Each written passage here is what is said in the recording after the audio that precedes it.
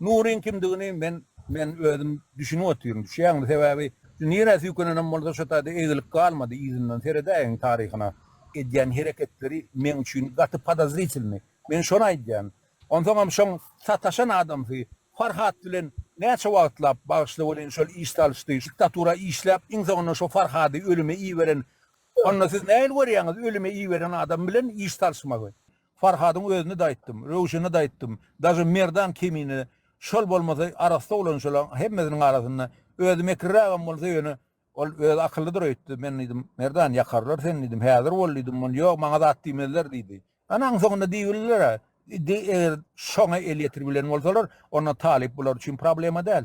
Näme şu talibiň daşyna düşýänler, men şoňa nemisi bar ýa şonu ýakjak bolýarlar. Sebäbi eýan birinji tapar däl bu taryhda. Şeýle şu ýanyna goturan Nury Urkova diýdi durýar. Talibiň eli bilen öz oýuny nedýär. Talip ýene şoňa düşünmesi gelenok.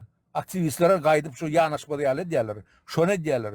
Şu edegem şu gurmany dargady bilseler, gaýdyp halk türkmen halky hiç birleşmeýär.